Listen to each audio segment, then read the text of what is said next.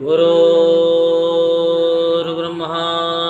गुरुर्विष्णु गुरुर्देवो महेश्वरः गुरुर्साक्षात् परब्रह्म तस्मै श्री गुरुवे नमः। ॐ गजाननं भूतगणाधिसेवितं कपितजम्बुफलचारुभक्षणम् उमासुतं शोकविनाशकारिकं नमामि विघ्नेश्वरपादपङ्कजम्। ॐ श्री शां शिवाय नमः। ॐ श्री शां शिवाय नमः। ॐ श्री शां शिवाय नमः। ॐ श्री शां शिवाय नमः। ॐ श्री शां शिवाय नमः। बोलो शंकर भगवान की जय।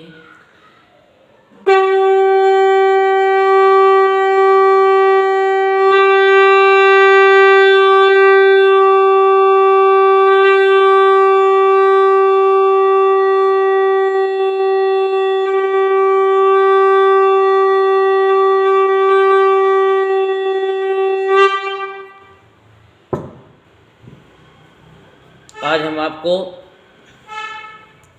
शिव पुराण में सुनाने जा रहे हैं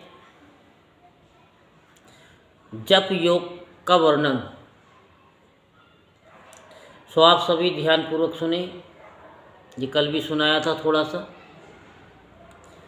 कि तपस्या करने वाले के लिए जप का उपदेश किया गया है, क्योंकि वह जप करते करते अपने आप को सर्वदा शुद्ध निष्पाप कर लेता है। हे ब्राह्मणों, पहले नम्हे पद हो, उसके बाद चतुर्थी विभक्ति में शिव शब्द हो तो पंच तत्वात्मक नमे शिवाय मंत्र होता है। इसे शिव पंचाक्षर कहते हैं। ये स्थूल प्रणरूप है। इस पंचाक्षर के जप से ही मनुष्य संपूर्ण सिद्धियों को प्राप्त कर लेता है। पंचाक्षर मंत्र के आदि में ओंकार लगाकर ही सदा उसका जप करना चाहिए। हे द्विजो, गुरु के मुख से पंचाक्षर मंत्र का उपदेश पाकर जहाँ सुखपूर्वक निवास किया जा सके, ऐसी उत्तम भूमि पर महीने के पूर्व पक्ष शुक्ल में प्रतिपदा से आरंभ करके कृष्ण पक्ष की चतुर्दशी तक निरंतर जप करता रहे। माघ और भादो के महीने अपना विशिष्ट महत्व रखते हैं। ये समय सब समयों से उत्तम माना गया है। साधक को चाहिए कि प्रतिदिन एक बार परिमित भोजन करे, मौन रहे, इंद्रियों को बस में रखे, अपने स्वामी एवं माता पिता के नित्य सेवा करे। क्या करे? माता पिता की सेवा करे। और नहीं है माता पिता तो क्या करें? उनका ध्यान करें। कैसे ध्यान करें? हैं कि हे माता पिता, आपने मुझे इस पृथ्वी पर लाने वाले आप हैं। इसके लिए आपको बहुत बहुत धन्यवाद है। और आज हम आपको जाने अनजाने में आपसे हमारे प्रति कोई द्वेष भावना रही हो तो आप हमको क्षमा करें। हमने आपके प्रति कुछ शब्द अपशब्द कहे हों तो उसको क्षमा करें। और आपने हमारे प्रति कुछ किया है, कोई बात हमको बुरी लगी हो तो उसके लिए भी हम आपको क्षमा करते हैं। ठीक है, बात समझ में आ गई दोनों तरफ से। तो ये प्रतिदिन करना चाहिए, क्योंकि हम अपने पूर्वजों को रिलीज करेंगे, हाँ, तो वो हमको रिलीज कर देंगे। तो क्या है कि जो हम जाप कर रहे हैं, ताप कर रहे हैं, हम जो पूजा कर रहे हैं, शिव पुराण की कथा सुन रहे हैं, भागवत कथा सुन रहे हैं, तो क्या है कि वो काम करेगी जैसे कि खेती में खाद का काम करती है। खाद क्या काम करती है? उस पौधे को बढ़ाती है, उसमें जो कीटाणु लग जाते हैं बुरे, जो फसल को खराब करते हैं, वो कीटाणु मर जाते हैं। तो हमारी भक्ति में जो विघ्न डालने वाले होते हैं, वो फिर विघ्न नहीं डाल पाते। तो नित्य सेवा करें अपने माता पिता की। इस नियम से रहकर जप करने वाला पुरुष 1000 जप से ही शुद्ध हो जाता है, 1000 जप से, अन्यथा वह ऋणी होता है। भगवान शिव का निरंतर चिंतन करते हुए पंचाक्षर मंत्र का 5 लाख जप करें। जप काल में इस प्रकार ध्यान करें, कल्याणदाता भगवान शिव कमल के आसन पर विराजमान हैं। उनका मस्तक श्री गंगा जी तथा चंद्रमा की कला से सुशोभित है। उनकी बाईं जांघ पर आदि शक्ति भगवती उमा बैठी है। वहाँ खड़े हुए बड़े बड़े गण भगवान शिव की शोभा बढ़ा रहे हैं। कल यही सुनाया था ना। महादेव जी अपने 4 हाथों में मृग मुद्रा, टंक तथा वर एवं अभय की मुद्रा धारण किए हुए हैं। इस प्रकार सदा सब पर अनुग्रह करने वाले भगवान सदाशिव का बार बार स्मरण करते हुए हृदय अथवा सूर्य मंडल में पहले उनकी मानसिक पूजा करके फिर पूर्वाभिमुख हो पूर्वोक्त पंचाक्षरी जप करें। उन दिनों साधक सदा शुद्ध कर्म ही करे, शुद्ध कर्म करे। जबकि समाप्ति के दिन कृष्ण पक्ष की चतुर्दशी को प्रातःकाल नित्य कर्म संपन्न करके शुद्ध एवं सुंदर स्थान में सोच संतोष आदि नियमों से युक्त होकर शुद्ध हृदय से पंचाक्षर मंत्र का 12,000 जप करें। तत्पश्चात सपत्नी 5 ब्राह्मणों का जो श्रेष्ठ एवं शिव भक्त हो वर्ण करें। इनके अतिरिक्त एक श्रेष्ठ आचार्य का भी वर्ण करें और उस शाम सदाशिव का स्वरूप समझें। ईशान, तत्पुरुष, अघोर, वामदेव तथा सद्धो जात इन 5 के प्रतीक स्वरूप श्रेष्ठ और शिव भक्त ब्राह्मणों का वर्ण करके और करने के पश्चात पूजन सामग्री को एकत्रित करके भगवान शिव का पूजन आरंभ करें। विधि पूर्वक शिव की पूजा संपन्न करके होम आरंभ करें। अपने ग्रह सूत्र के अनुसार मुखांत कर्म करने के अर्थात परिसमूहन, उपलेपन, उल्लेखन, मृद, उद्धरण और अभ्योक्षण इन 5 भू संस्कारों के पश्चात वेदी पर स्वाभिमुख अग्नि को स्थापित करके कुशकंडिका करने के अनंतर प्रज्वलित अग्नि में आज्य भागांत आहुति देकर पश्चात होम का कार्य आरंभ करें। कपिला गाय के घी से 11, 101 अथवा 1001 आहुति स्वयं ही दे, अथवा विद्वान पुरुष से भक्त ब्राह्मणों से 108 आहुतियाँ दिलाए। होम कर्म समाप्त होने पर गुरु को दक्षिणा के रूप में एक गाय और बैल देने चाहिए। ईशान आदि के प्रतीक रूप जिन 5 ब्राह्मणों का वर्णन किया गया हो उनको ईशान आदि का ही स्वरूप समझे तथा आचार्य को शाम सदाशिव का स्वरूप माने। इसी भावना के साथ उन सबके चरण धोए और उनके चरणोदक से अपने मस्तक को सींचे। ऐसा करने से वे साधक 36 करोड़ तीर्थों में स्नान करने का फल तत्काल प्राप्त कर लेता है। उन ब्राह्मणों को भक्ति पूर्वक दशांग अन्न देना चाहिए। गुरु पत्नी को पराशक्ति मानकर उनका भी पूजन करें। ईशान आदि क्रम से उन सभी ब्राह्मणों का उत्तम अन्न से पूजन करके अपने वैभव विस्तार के अनुसार रुद्राक्ष, वस्त्र, बड़ा और पुआ आदि अर्पित करें। तदंतर दिक्पाल आदि को बलि देकर ब्राह्मणों को भरपूर भोजन कराए। इसके बाद देवेश्वर शिव से प्रार्थना करके अपना जप समाप्त करें। इस प्रकार पुरस्चरण करके मनुष्य उस मंत्र को सिद्ध कर लेता है।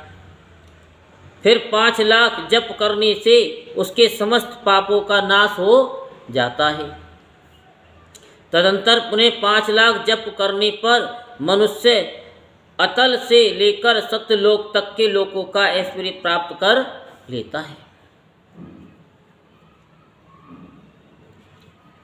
यदि अनुष्ठान पूर्ण होने के पहले बीच में ही साधक की मृत्यु हो जाए तो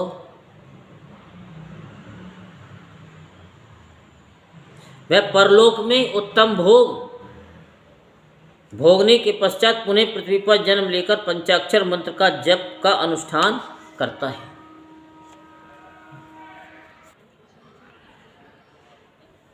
तो ये भी हमने अपने गुरु जी से सीखी। आपको तो पता ही है, पता तो है गुरु जी। क्योंकि वो क्या है कि जो नियम बताते हैं ना, उस समय पे यूट्यूब को बिल्कुल वहाँ बंद कर देती हैं। जब वो क्रिया कराते हैं तो यूट्यूब को बंद कर देती हैं। हम तो स्वयं बंद करते हैं, लेकिन वो करवा देती है सबको। जो क्रिया कराते हैं, जो तत्व ज्ञान की तरफ ले जाते हैं क्रियाओं को, वो नहीं बताते। ठीक है, तो हमने आपको ये बता दिया है कि क्रिया किस तरीके से करनी है। तो थोड़ा उदाहरण दे दे के आपको बताएंगे। ठीक है, तो पृथ्वी पर जन्म लेकर पंचाक्षर मंत्र का जप का अनुष्ठान करता है। समस्त लोगों का ऐश्वर्य पाने के पश्चात मंत्र को सिद्ध करने वाला वह पुरुष यदि पुनः 5 लाख जप करे तो उसे ब्रह्मा जी का सामीप्य प्राप्त होता है। ये गुरु मंत्र एक ऐसा है कि सारे मंत्रों का क्या है, बाप का बाप है। जिसको भी गुरु मंत्र मिला है उसके सिवा फिर उसको कुछ नहीं भाता। मंत्र तो बहुत हैं, अपने मन में ये भाव नहीं लाएं कि ये मंत्र बताया है तो हमें इस मंत्र का ही करना है। नहीं, आप अपने गुरु मंत्र को ही साध लो। एक साधे सब सदे, सब साधे सब जाए। ठीक है, जैसे मरने के बाद में इंसान एक ही जगह जाता है, तो ऐसे ही समझ लो कि आपको वो जो मंत्र मिला है ना, वो ही आपका तारनहार है। वो मंत्र किसी को नहीं बताना, किसी भी सिचुएशन में। अगर आपके गुरुजी भी अगर पूछे ना कि कौन सा गुरु मंत्र है, तो भी आप अपने मुख से उनको ना बताएं। ठीक है, समझ में आ गई। पुनः 5 लाख जप करने से उसे सारूप्य नामक ऐश्वर्य प्राप्त होता है, जो यानी 100 लाख जप करने से वह साक्षात ब्रह्मा के समान हो जाता है। अब हमने आपको बता दिया, लेकिन अब आपको जप करना है। कैसे करना है ये आप पे डिपेंड है। जैसे जैसे करोगे वैसे वैसे फलीभूत होता जाएगा और आपको चमत्कार होते हुए चले जाएंगे। जैसे आप सोचोगे वैसे ही काम होते चले जाएंगे। इस तरह कार्य ब्रह्म हिरण्यगर्भ का सायुज्य प्राप्त करके वह उस ब्रह्मा का प्रलय होने तक उस लोक में यथेष्ट भोग भोगता है। फिर दूसरे कल्प का आरंभ होने पर वह ब्रह्मा जी का पुत्र होता है। उस समय फिर तपस्या करके दिव्य तेज से प्रकाशित होकर वह क्रमशः मुक्त हो जाता है। पृथ्वी आदि कार्य स्वरूप भूतों द्वारा पाताल से लेकर सत्यलोक पर्यंत ब्रह्मा जी के 14 लोक क्रमशः से निर्मित हुए हैं। सतलोक से ऊपर क्षमा लोक तक जो 14 भुवन हैं वे भगवान विष्णु के लोक हैं। उस क्षमालोक वाले श्रेष्ठ वैकुंठ में माँ भोगी, कार्य विष्णु, कार्य लक्ष्मी सहित सबकी रक्षा करते हुए विराजमान रहते हैं। क्षमालोक से ऊपर शुचिलोक पर्यंत 28 भुवन स्थित हैं। शुचिलोक के अंतर्गत कैलाश में प्राणियों का संहार करने वाले रुद्रदेव विराजमान हैं। जब तत्व ज्ञान की तरफ चलते हैं ना, तो ये लोग हमें अपने शरीर में दिखाई देते हैं कि ये लोक है, ये शिवलोक है। जैसे आपने पिक्चरों में देखा ना, जब शिवलोक होता है तो वहाँ पे क्या धुआं सा उठता है, वहाँ पे भोले बाबा बैठे हुए हैं, पार्वती जी के साथ बैठे हुए हैं, नंदी भी विराजमान, बिल्कुल ऐसे ही। शुचि लोक से ऊपर अहिंसा लोक पर्यंत 56 भुवनों की स्थिति है। अहिंसा लोक का आश्रय लेकर जो ज्ञान कैलाश नामक नगर शोभा पाता है, उसमें कार्यभूत महेश्वर सबको अदृश्य करते रहते हैं। अहिंसा लोक के अंत में काल चक्र की स्थिति है। तदंतर कालातीत स्थित है, जहाँ काल चक्रेश्वर नामक शिव माहेश धर्म का आश्रय लेकर सबको काल से संयुक्त किए रहते हैं।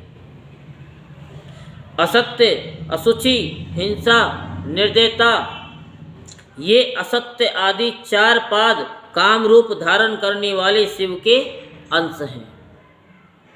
नास्तिकता युक्त लक्ष्मी, दुसंग, वेदवाहे शब्द, क्रोध का संग, कृष्ण वर्ण, ये महामहिष के रूप वाले हैं। यहाँ तक कि महेश्वर के विराट स्वरूप का वर्णन किया गया है। वहीं तक लोकों का तिरोधान अथवा लय होता है। उससे नीचे कर्मों का भोग है और उससे ऊपर ज्ञान का भोग है। उसके नीचे कर्म माया है और उसके ऊपर ज्ञान माया है। अब मैं कर्म माया और ज्ञान माया का तात्पर्य बता रहा हूँ। माँ का अर्थ है लक्ष्मी, उससे कर्म भोग याद प्राप्त होता है, इसलिए वह माया अथवा कर्म माया कहलाती है। इसी तरह माँ अर्थात लक्ष्मी से ज्ञान भोग याद अर्थात प्राप्त होता है, इसीलिए उसे माया या ज्ञान माया कहा गया है। और उपयुक्त सीमा से नीचे नश्वर भोग है और ऊपर नित्य भोग है। उससे नीचे ही तिरोधान अथवा लय है। ऊपर तिरोधान नहीं है, वहाँ से नीचे ही कर्म में पासों द्वारा बंधन होता है। ऊपर बंधन का सदा अभाव है। उससे नीचे ही जीव सकाम कर्मों का अनुसरण करते हुए विभिन्न लोकों और योनियों में क्या करता है, चक्कर काटते हैं। उससे ऊपर के लोकों में निष्काम कर्म का भोग बताया गया है। बिंदु पूजा में तत्पर रहने वाले उपासक वहाँ से नीचे के लोकों में ही घूमते हैं। उसके ऊपर तो निष्काम भाव से शिवलिंग की पूजा करने वाले उपासक ही जाते हैं। किसकी? उसके नीचे शिव के अतिरिक्त अन्य देवताओं की पूजा करने वाले घूमते रहते हैं। जो एकमात्र शिव की ही उपासना में तत्पर हैं, वे उससे ऊपर के लोकों में जाते हैं। वहाँ से नीचे जीव कोटि है और ऊपर ईश्वर कोटि। नीचे संसारी जीव रहते हैं और ऊपर मुक्त लोग। प्राकृतिक द्रव्यों से पूजा करने वाले उसके नीचे रहते हैं और पौरुष द्रव्यों से पूजा करने वाले उससे ऊपर जाते हैं।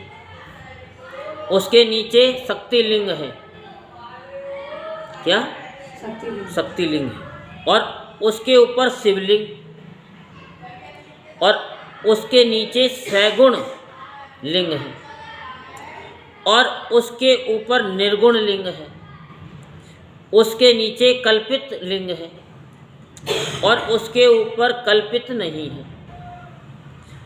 उसके नीचे आदि भौतिक लिंग और उसके ऊपर आध्यात्मिक लिंग है। आध्यात्मिक लिंग है। उसके नीचे 112 शक्ति लोक हैं।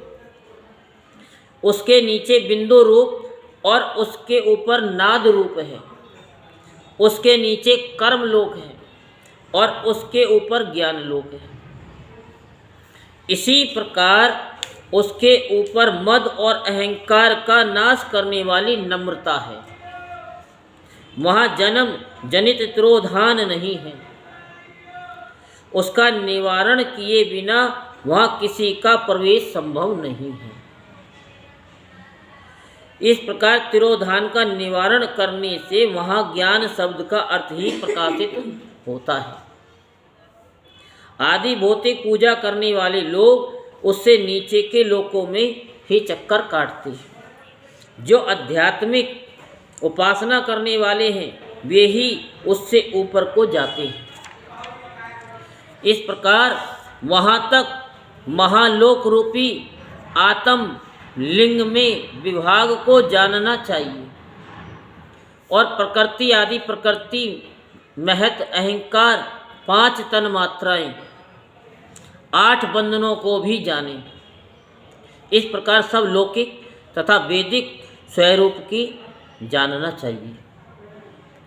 जो सत्य अहिंसा आदि धर्मों से युक्त होकर भगवान शिव के पूजन में तत्पर रहते हैं वे अधर्म रूप भैंसे पर आरूढ़ काल चक्र को पार कर जाते हैं। काल चक्रेश्वर की सीमा तक जो विराट महेश्वर लोक बताया गया है उससे ऊपर वृषभ के आकार में धर्म की स्थिति है। वह ब्रह्मचर्य का मूर्तिमान रूप है। उसके सत्य, सोच, अहिंसा और दया ये 4 पाद हैं। वह शिवलोक के आगे स्थित है। क्षमा उसके सींग हैं। सम कान हैं। वे ध्वनि रूपी शब्द से विभूषित है। आस्तिकता उसके दोनों नेत्र हैं। निश्वास ही उसकी श्रेष्ठ बुद्धि एवं मन है। क्रिया आदि धर्म रूपी जो वृषभ है वे कारण आदि में सर्वदा स्थित है। ऐसा जानना चाहिए। उस क्रिया रूप वृषभाकार धर्म पर कालातीत शिव आरूढ़ होते हैं। ब्रह्मा विष्णु और महेश्वर की जो अपनी अपनी आयु है उसी को दिन कहते हैं। जहाँ धर्म रूपी वृषभ की स्थिति है उससे ऊपर न दिन है न रात्रि है और वहाँ जन्म मरण आदि भी नहीं है। फिर कारण स्वरूप ब्रह्मा के भी कारण सत्यलोक प्रयतन 14 लोक स्थित हैं जो 5 भौतिक गंध आदि से परे हैं। उनकी सनातन स्थिति है। सूक्ष्म गंध ही उनका स्वरूप है। इसके ऊपर कारण रूप विष्णु के 14 लोक स्थित हैं। उनसे भी ऊपर फिर कारण रूपी रुद्र के 28 लोकों की स्थिति मानी गई है। फिर उनसे भी ऊपर कारणी शिव के 56 लोक विद्यमान हैं। आवरणों से युक्त ज्ञान में कैलाश है। वहाँ पर 5 मंडलों 5 ब्रह्म कलाओं और आदि शक्ति से संयुक्त आदि लिंग प्रतिष्ठित हैं। उसे परमात्मा शिव का शिवालय कहा गया है। वही पराशक्ति से युक्त परमेश्वर शिव निवास करते हैं। वे सृष्टि, पालन, संहार, तिरोभाव और अनुग्रह इन पांचों कृत्यों में प्रवीण हैं। उनका श्री विग्रह सच्चिदानंद स्वरूप है। सच्चिदानंद स्वरूप है, सत्य, चित्त और आनंद, जो हमेशा आनंद ही आनंद है, इसका उल्टा नहीं हो सकता। वे सदा ध्यान रूपी धर्म में ही स्थित रहते हैं और सदा सब पर अनुग्रह किया करते हैं। वह स्वात्मा राम हैं और समाधि रूपी आसन पर आसीन हो सुशोभित होते हैं। कर्म एवं ध्यान आदि का अनुष्ठान करने से क्रमशः साधन पथ में आगे बढ़ने पर उनका दर्शन साध्य होता है। नित्य नैमित्तिक आदि कर्मों द्वारा देवताओं का यजन करने से भगवान शिव के समाराधन कर्म में मन लगता है। क्रिया आदि जो शिव संबंधी कर्म हैं, उनके द्वारा शिव ज्ञान सिद्ध करें।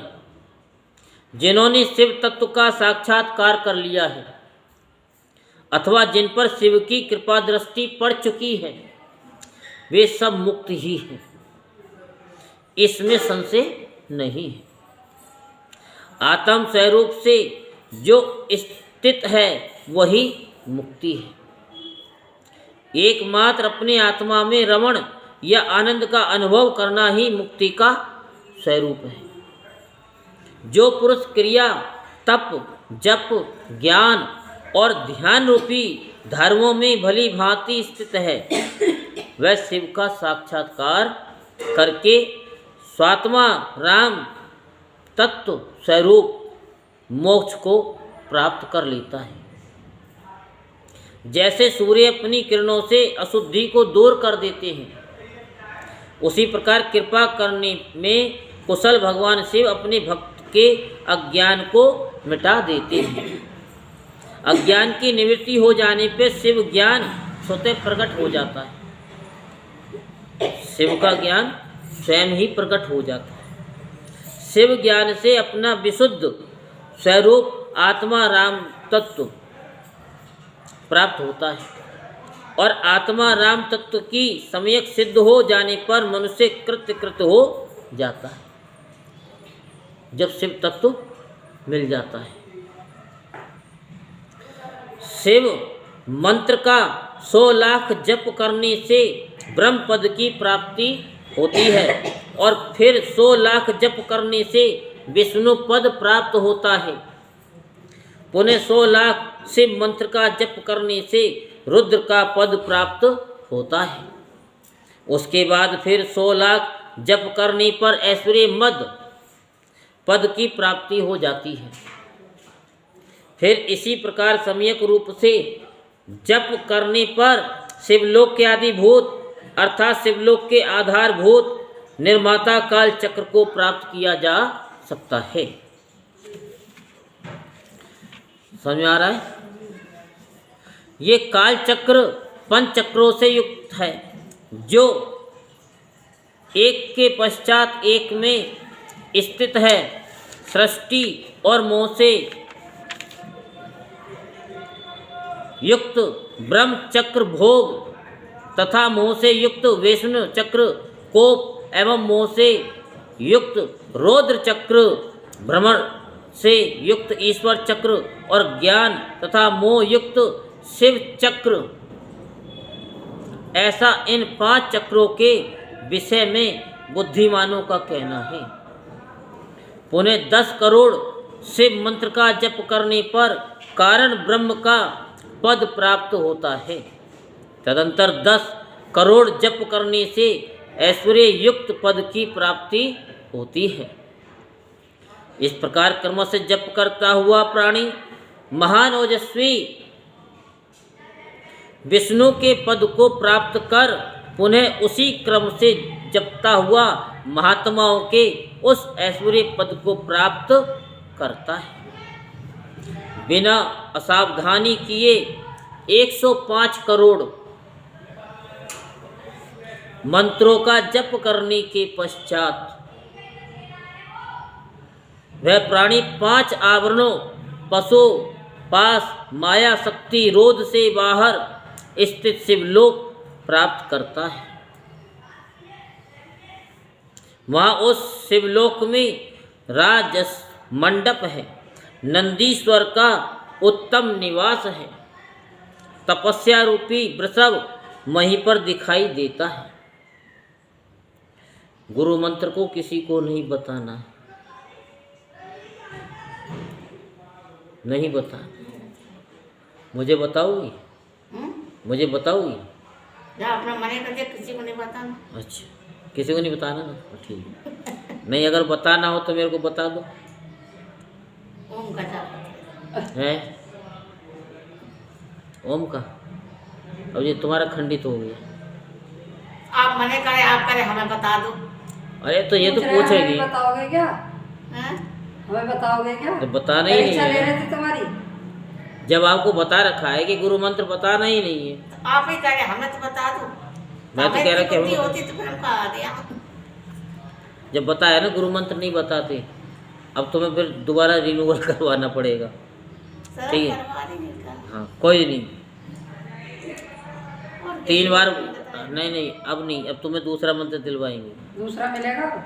हाँ ठीक है, अब आगे से नहीं बताना। बताया कि ये अपने आप को किसी को भी नहीं बताना, कोई कितना से बड़ा हो उसको नहीं बताना है, ठीक है। आगे से वहीं पर 5 आवरणों से बाहर सद्धोजात अर्थात तत्काल आवरण रहित हुए भगवान शिव का स्थान है।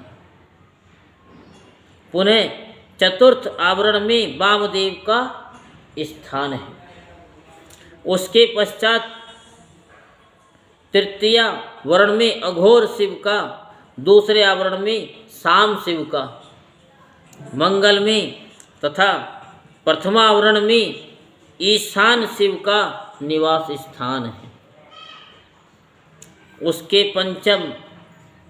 पश्चात पंचम मंडप है, जहाँ ध्यान और धर्म का निवास रहता है। तदंतर चतुर्थ मंडप है, वहाँ पर चंद्रशेखर की मूर्ति से युक्त भगवान बलि नाथ का वास स्थान है, जो पूर्ण अमृत को प्रदान करने वाला है। तृतीय मंडप में सोमस यानी सोम स्कंद का परम निवास स्थान है। उसके पश्चात द्वितीय मंडप है। आस्तिक लोग जिसे नृत्य मंडप कहते हैं। प्रथम मंडप में मूल माया का स्थान है, वहाँ पर अत्यंत शोभा वास करती है। उसके परे गर्भगृह है। क्या है? गर्भगृह, जहाँ पर शिव का लिंग स्थान है। कहाँ पर? जहाँ गर्भगृह है वहीं शिव का शिवलिंग स्थान है। नंदी स्थान के पश्चात शिव के वैभव को कोई नहीं जान सकता। नंदीश्वर गर्भगृह से बाहर रहकर शिव के पंचाक्षर मंत्र की उपासना करते हैं। कौन करते हैं? इस प्रकार गुरु परंपरा से नंदीश्वर और सनत कुमार के संवाद की जानकारी मुझे हुई है। उसके पश्चात का परम रहस्य स्वसंवेद है, जिसका अनुभव स्वयं शिव करते हैं।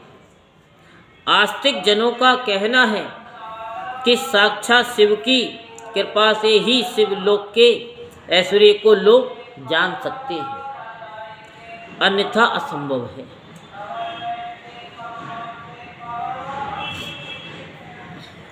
इस प्रकार से शिव का साक्षात्कार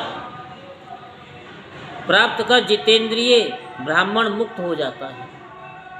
यहाँ बार बार साक्षात्कार का शब्द का उच्चारण हो रहा है। साक्षात्कार का मतलब तो समझते हो, शिव का साक्षात्कार, आमना सामना अनुभव, अर्थात मोक्ष को प्राप्त कर लेते हैं। अब मैं अन्य क्षत्रिय आदि वर्णों के विषय में कहूँगा, उसे आदरपूर्वक आप सब सुने। यदि ब्राह्मण को आयु प्राप्त करने की इच्छा है तो उसे गुरु के द्वारा बताए गए उपदेश के अनुसार इस शिव के पंचाक्षर मंत्र का विधि पूर्वक 5 लाख जप करना चाहिए। यदि स्त्री तत्व अर्थात स्त्री योनि से मुक्त होना चाहती है तो वह भी 5 लाख पंचाक्षर मंत्रों का जप करे। उन मंत्रों के प्रभाव से पुरुष का जन्म लेकर वह क्रमश मुक्त हो जाती है, फिर उसे स्त्री का जन्म लेना नहीं पड़ता।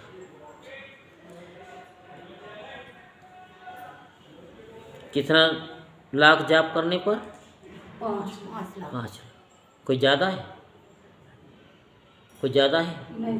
तुम्हारे लिए तो ज़्यादा नहीं है, तुम तो कर चुकी हो। क्षत्रिय 5 लाख मंत्रों का जप करके क्षत्रिय तत्व को दूर कर लेता है, अर्थात क्षत्रिय वर्ण में रहने वाले गुणों से वह मुक्त हो जाता है। तदंतर पुनः 5 लाख मंत्रों का जप करने पर वह ब्राह्मण हो जाता है। फिर उतने ही मंत्रों के जप से मंत्र सिद्धि प्राप्त हो जाती है और तत्पश्चात उसी क्रम से 5 लाख मंत्रों का जप करने पर वह मनुष्य मुक्त हो जाता है। वैसे 5 लक्ष मंत्रों का जप करने से अपने वेश तत्व गुण का परित्याग कर देता है। पुनः 5 लक्ष मंत्र का जप करने पर वह मंत्र क्षत्रिय कहलाने का अधिकारी हो जाता है। उसके बाद 5 लाख मंत्रों का जप करने से क्षत्रिय तत्व को दूर कर देता है। तदंतर पुनः 5 लक्ष मंत्र का जप करके मंत्र ब्राह्मण कहलाने का अधिकारी हो जाता है। ये जप की महिमा है। इसी प्रकार शूद्र भी मंत्र के अंत में नम्हे शब्द लगाकर यदि 25 लाख मंत्रों का जप करता है तो वह शूद्र मंत्र विप्र तत्व को प्राप्त द्विज ब्राह्मण हो जाता है। इतना जाप कर ले तो, चाहे स्त्री हो अथवा पुरुष, ब्राह्मण हो या अन्य ही कोई वर्ण हो, पंचाक्षर मंत्र का जप करने से सभी शुद्ध हो जाते हैं।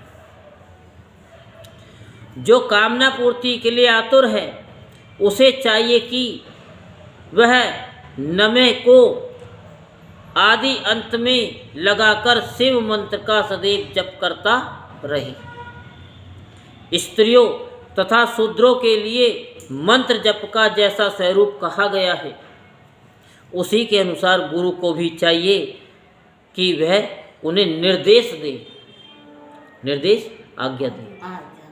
ठीक है, अब हम आज्ञा देते हैं। ठीक है, साधक को चाहिए कि वे 5 लाख जप करने के पश्चात भगवान शिव की प्रसन्नता के लिए महाभिषेक एवं नैवेद्य निवेदन करके शिव भक्तों का पूजन करें। शिव भक्तों का पूजन करें। और हमने कहा कि इन्होंने जप किया हुआ है तो जरूरी नहीं कि यही जप किया है नमः शिवाय का। अभी हमने बोला ना, इन्होंने तो यहाँ भी बैठ के किया है, वहाँ भी बैठ के किया, वहाँ भी बैठ के किया, वहाँ भी बैठ के किया, लेकिन वो किया गुरु मंत्र का जाप है।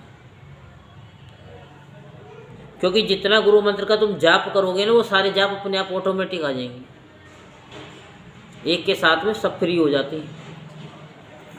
अगर आपने ओम नमः शिवाय भी जपा है, गुरु मंत्र मान लो गुरु मंत्र ओम नमः शिवाय भी है तो समझ लो ओम नमो भगवते वासुदेवाय बोल दिया, देवी का मंत्र भी बोल दिया, तुमने सबके मंत्र बोल दिए। इसीलिए ये संशय मत लो कि हमें यही जपना है, जो गुरु मंत्र है वही जाप करना है हमेशा। कोई पूछे कौन है तुम्हारे, क्या गुरु मंत्र कौन सा है, कौन से भगवान हैं, मत बताना कि राम जी हैं, ये भी नहीं बोलना। हमारे इष्ट देव कौन हैं, जो मंत्र बताया वो इष्ट हैं, वही भगवान हैं, तुम्हारे। अब ये मत कह देना कि हाँ जी शिव जी का मंत्र दिया है, शिव मेरे इष्ट हैं, मेरे गुरु शिव हैं, मेरे तो गुरु साईं बाबा हैं, मेरे गुरु तो लक्ष्मी जी हैं, गुरु मंत्र मेरा माता है, ये बताने से भी गया। ठीक है ना, मैं खुल के बता रहा हूँ। आप बताओगे गुरु मंत्र? बताना ही नहीं है। शिव भक्त की पूजा से भगवान शिव बहुत प्रसन्न होते हैं। शिव भक्त की पूजा से भगवान शिव बहुत प्रसन्न होते हैं। शिव और उनके भक्त में कोई भी भेद नहीं है। बताओ, इतना स्पष्ट बता रहे हैं, शिव में और शिव के भक्त में कोई अंतर नहीं है। लेकिन हम क्या करेंगे, शिव को वही मानेंगे, लेकिन जो शिव की पूजा कर रहा है उस पूजा करने वाले कोई नहीं मानते। कितनी बार कहा है कि अगर मिलना है भगवान से तो पहले मिल इंसान से। इंसान से तो मिला नहीं, भगवान से क्या मिलेगा। वह साक्षात शिव स्वरूप ही है, शिव का स्वरूप है। शिव स्वरूप मंत्र को धारण करके वह शिव ही हो जाता है। शिव भक्त का शरीर शिव रूप ही है, अतः उसकी सेवा में तत्पर रहना चाहिए। उसकी सेवा में हमेशा तत्पर रहो।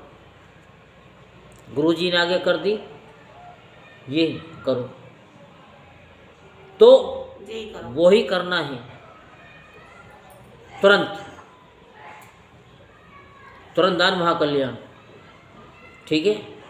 अब बताया कि यही भगवान है, गुरुर् ब्रह्मा गुरुर्विष्णु गुरुर्देवो महेश्वरा गुरुर् साक्षात परब्रह्म तस्मै श्री गुरुवे नमः। गुरु ही सब कुछ है। अगर देखना है तो गुरु में ही देख लो भगवान को। शिव के जो भक्त हैं, जो पूजा कर रहे हैं, उन्हीं में भगवान को देख लो। यही हम बता रहे हैं और यही हमारी शिव कथा कहती है। जो शिव के भक्त हैं वे लोक और वेद की सारी क्रियाओं को जानते हैं। कौन जानते हैं? जो शिव के भक्त हैं। और के भक्त हो वो जाने ना जाने, लेकिन शिव वाले सब जानते हैं क्रियाओं को, क्या क्रिया है। जो क्रम से जितना जितना शिव मंत्र का जप कर लेता है उसके शरीर को उतना शिव का सामीप्य प्राप्त हो जाता है, इसमें संशय नहीं है। शिव भक्त स्त्री का रूप देवी पार्वती का ही स्वरूप है। शिव भक्त स्त्री का रूप देवी पार्वती का ही स्वरूप है। क्या समझ में आ गई? ईश्वर एक पुरुष है, बाकी सब स्त्री हैं। तो हम साधना करते हैं तो वो पार्वती का स्वरूप बन जाते, शक्ति, क्योंकि वो दिव्य शक्ति हमारे अंदर आती है पार्वती की। ये शरीर में शक्ति है तभी तो हम बोल रहे हैं। शक्ति नहीं हो तो बोल जाएंगे क्या?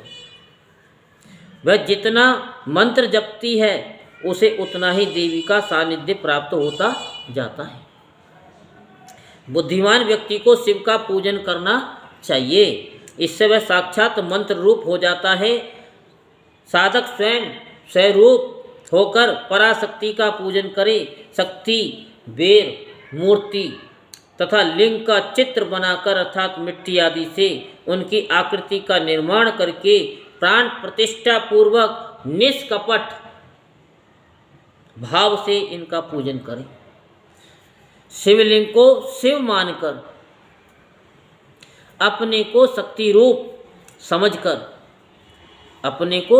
रूप समझकर और शक्ति लिंग को